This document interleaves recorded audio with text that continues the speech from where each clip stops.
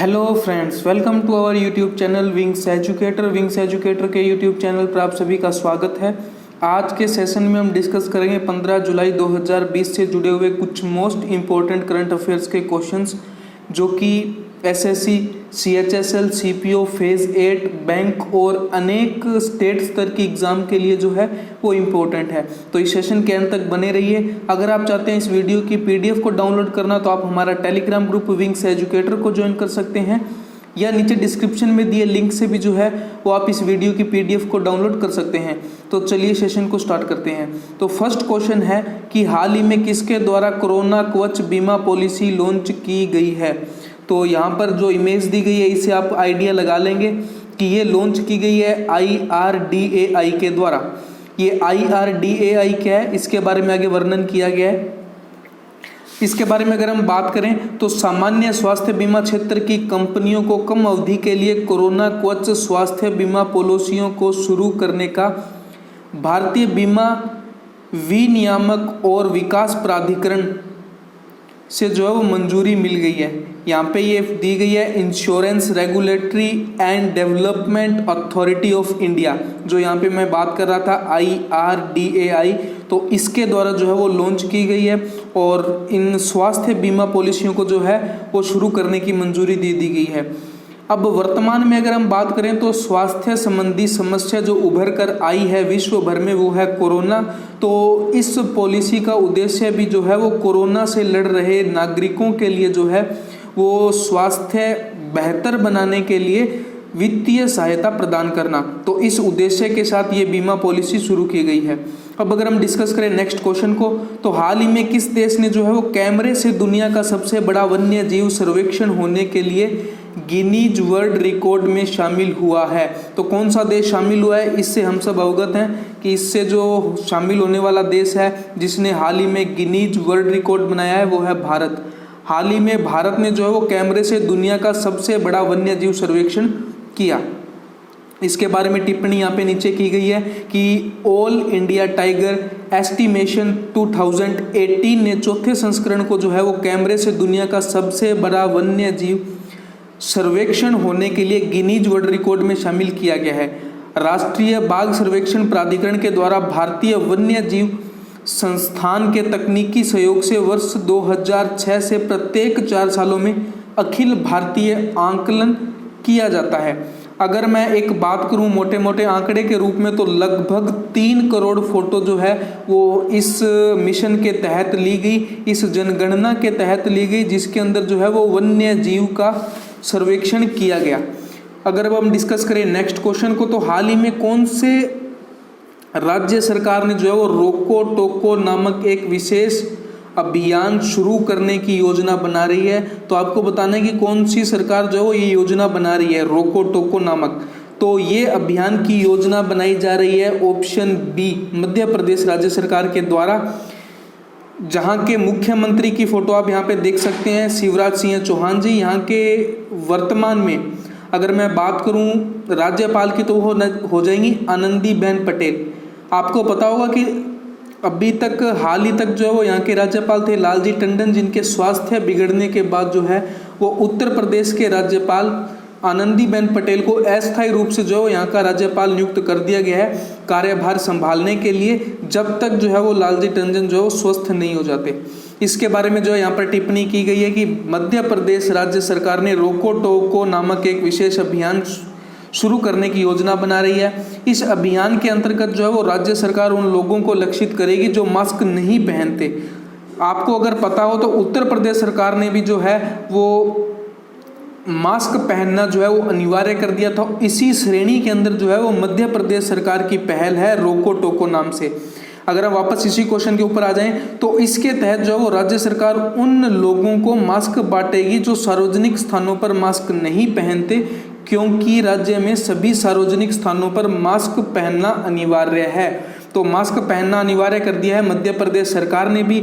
हाल ही में एक न्यूज़ आ रही है कि लॉकडाउन को जो है वो बढ़ा दिया गया है पश्चिम बंगाल के अंदर पश्चिम बंगाल राज्य ने जो है वो लॉकडाउन को बढ़ाने का फैसला लिया है और इसका कारण यही है कि वहाँ पर जो है वो कोरोना की गति लगातार बढ़ती जा रही है, जिसको देखते हुए पश्चिम बंगाल सरकार ने कोरोना काल के अंदर लॉकडाउन बढ़ाने का निर्णय लिया है। इसके अलावा अगर हम डिस्कस करें नेक्स्ट क्वेश्चन, तो हाल ही में व्यापारिक भारत का सबसे बड़ा व्यापारिक साझेदार कौन बना है? तो आपको यह बताना है कि व्यापार के मामले में जो भारत का सबसे बड़ा व्यापारिक साझेदार कौन बना है। तो जो इसका सही आंसर है ऑप्शन ए, अमेरिका जो है वो व्यापारिक मामले में भारत का सबसे बड़ा व्यापारिक साझेदार बना है और ये लगातार दूसरी बार है। इसके बारे में यहाँ पे टिप्पणी की गई है। केंद्रीय वाणिज्य मंत्रालय के द्वारा जारी किए गए ताजा आंकड़ों के अनुसार अमेरिका जो है वो वित्तीय वर्ष 2019-20 में लगातार दूसरे साल भी जो है वो भारत का सबसे बड़ा व्यापारिक साझेदार बना है। हाल ही में जारी किए गए आंकड़े दोनों देशों के बीच बढ़ते आर्थिक संबंधों को दर्शाते हैं और आंकड़ों के अनुसार अमेरिका और भारत के द्विपक्षीय व्यापार 2018-19 के अंदर जो है वो 87.96 बिलियन डॉलर था, जो कि बढ़कर जो है वो 88.75 बिलियन डॉलर हो गया वर्ष 2019-20 के अंदर। इससे पहले वर्ष 2013-14 से लेकर 17-18 तक चीन भारत का सबसे बड़ा व्यापारिक साझेदार था, लेकिन वर्तमान में जो चीन के साथ मतभेद हुए हैं उनके चलते जो है वो बीते वर्षों के अंदर चीन के साथ व्यापारिक संबंध भी बिगड़े हैं और अमेरिका जो है वो उनका फायदा जो है उठाया है और अमेरिका भारत का सबसे बड़ा व्यापारिक साझेदार बनकर उभरा है। अगर हम डिस्कस करें नेक्स्ट पॉइंट, इसी न्यूज़ से जुड़ी हुई एक पॉइंट जो हमने कल के सेशन के अंदर डिस्कस की थी, Google for India digitalisation fund. इसके बारे में मैंने आपको कल बताया था कि गूगल के CEO सुंदर पिचई जो कि भारतीय मूल के नागरिक हैं, उन्होंने जो है वो Google for India digitalisation fund के लिए 10 बिलियन डॉलर की राशि देने की घोषणा की है और इस फंड के अंतर्गत गूगल भारत में आने वाले 5 से 7 वर्षों के भीतर लगभग 75,000 करोड़ रुपए का निवेश करेगा और यह निवेश इक्विटी निवेश, साझेदारी और परिचालन बुनियादी ढांचे में पारिस्थितिकी तंत्र के निवेश के जरिए किया जाएगा और इसके तहत जो है वो डिजिटलीकरण को जो है वो बढ़ावा दिया जाएगा, जिसकी घोषणा जो है वो नरेंद्र मोदी ने ट्वीट के जरिए हाल ही के अंदर की। अगर हम डिस्कस करें नेक्स्ट क्वेश्चन, तो वीज़ा ने किस बैंक के साथ जो है वो बैंक के कार्ड धारकों के लिए वीज़ा सिक्योर प्रोग्राम शुरू करने के लिए समझौता किया है? तो ये जो है वो समझौता किया गया है ऑप्शन बी, फेडरल बैंक के साथ। इसके बारे में नीचे जानकारी दी गई है कि विश्व में पेमेंट टेक्नोलॉजी में सबसे आगे वीज़ा ने फेडरल बैंक के साथ जो है वो बैंक के कार्ड धारकों के लिए वीज़ा सिक्योर प्रोग्राम शुरू करने के लिए जो है वो समझौता किया है। अगर मैं बात करूं, वीज़ा सिक्योर एक आधुनिक तकनीक है जो कि उपभोक्ताओं को त्वरित और स्वाइप रहित चेक आउट अनुभव प्रदान करेगी। तो ये समझौता हाल ही के अंदर किया गया है वीज़ा के द्वारा फेडरल बैंक के साथ। ये जो है वो एग्जाम के पॉइंट ऑफ व्यू से इंपॉर्टेंट हो सकता है और एग्जाम में जो है वो पूछा जा सकता है। नेक्स्ट क्वेश्चन, आंद्रेज डूडा को जो है वो किस देश के अंदर नए राष्ट्रपति के रूप में चुना गया है? तो जो इसका सही आंसर है ऑप्शन बी, पोलैंड के अंदर जो है वो आंद्रेज डूडा को नए राष्ट्रपति के रूप में चुना गया है। अगर मैं बात करूं पोलैंड को अगर मैप में अगर दिखाना हो तो आप देख सकते हैं मैप के अंदर कहाँ एग्जिस्ट करता है पोलैंड, जिसके पड़ोसी राज्य भी यहाँ पे पड़ोसी देश भी यहाँ पे दिए गए हैं, जिनके अंदर हंगरी, स्लोवेशिया और बाकी राज्य जो आप यहाँ पे देख सकते हैं। अगर मैं बात करूँ पोलैंड की कैपिटल जो हो जाएगी वार्सा और यहाँ की जो करेंसी है वो है पोलिश जाल्टी, यहाँ की हो जाएगी करेंसी और कैपिटल हो जाएगी वार्सा। अगर मैं डिस्कस करूं इस क्वेश्चन के बारे में और, तो आंद्रेज डूडा को एक बार फिर से जो है वो पोलैंड का राष्ट्रपति चुना गया है। उन्होंने हाल ही के अंदर हुए इलेक्शंस के अंदर जो है वो 51.21% जो है वो वोट हासिल किए और इनके ओपोनेंट जो थे वो थे लिबरल वार्सा मेयर रफाल, जिनको जो है वो 48.79% वोट मिले। ये कितने परसेंट वोट मिले ये कभी नहीं पूछा जाएगा, आपसे पूछा जा सकता है कि राष्ट्रपति जो है वो कौन नियुक्त हुए हैं पोलैंड के अंदर, तब आंसर हो जाएगा आंद्रेज डूडा जी। और अगर आपसे पूछा जाता है कि आंद्रेज डूडा किस राष्ट्र के अंदर, किस देश के अंदर नए राष्ट्रपति चुने गए हैं, तब आंसर हो जाएगा पोलैंड।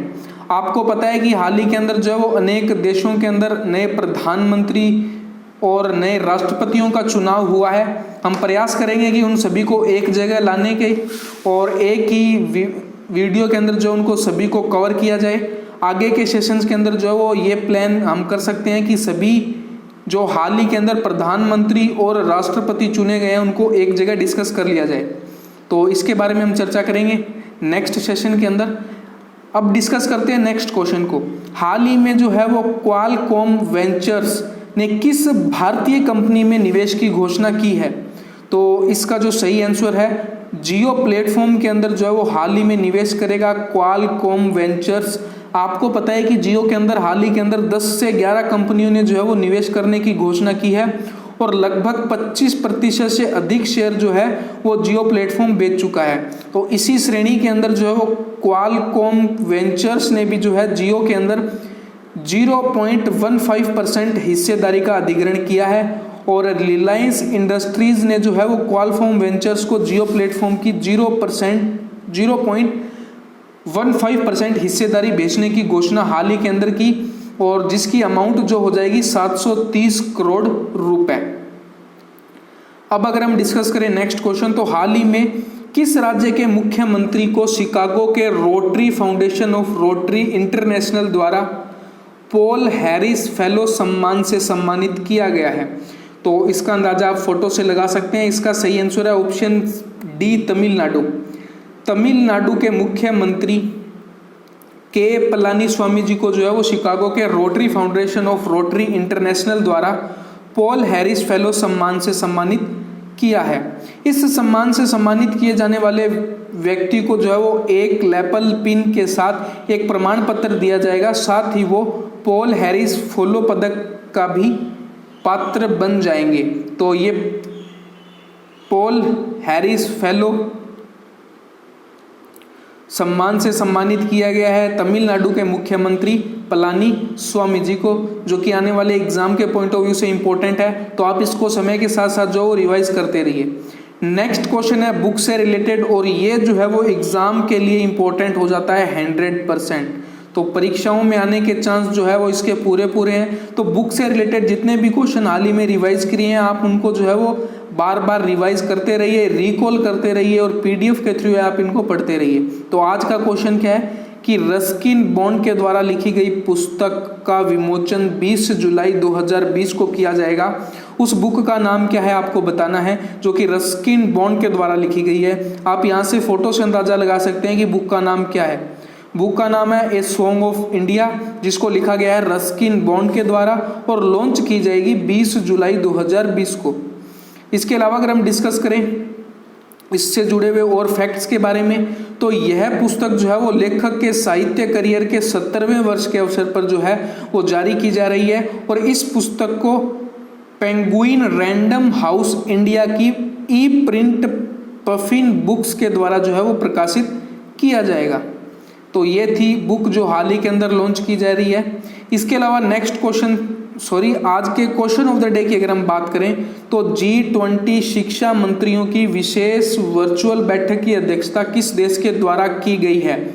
आपको ये बताना है कि G20 शिक्षा मंत्रियों की हाल ही के अंदर जो वर्चुअल बैठक वीडियो कॉन्फ्रेंसिंग के माध्यम से हुई, इसकी अध्यक्षता जो है वो किस देश के द्वारा की गई है? इसके ऑप्शंस यहाँ पे दिए गए हैं। ऑप्शन ए सऊदी अरब, option B Bharat, option C रूस या ऑप्शन डी ऑस्ट्रेलिया। इनका सही आंसर आपको कमेंट बॉक्स में कमेंट करके बताना है। इसके अलावा जो कल का क्वेश्चन ऑफ द डे था उसका आंसर भी जो है वो कल की वीडियो के नीचे कमेंट बॉक्स में जो है वो बहुत से लोगों ने कमेंट किया है, तो आप उसको वहां से देख सकते हैं अगर आपने अभी तक जो है उसको नहीं देखा है। तो अगर आपको हमारी ये वीडियो पसंद आई तो इसे लाइक करें, हमारे यूट्यूब चैनल को सब्सक्राइब करें और इसे ज़्यादा से ज़्यादा शेयर करें। Thank you.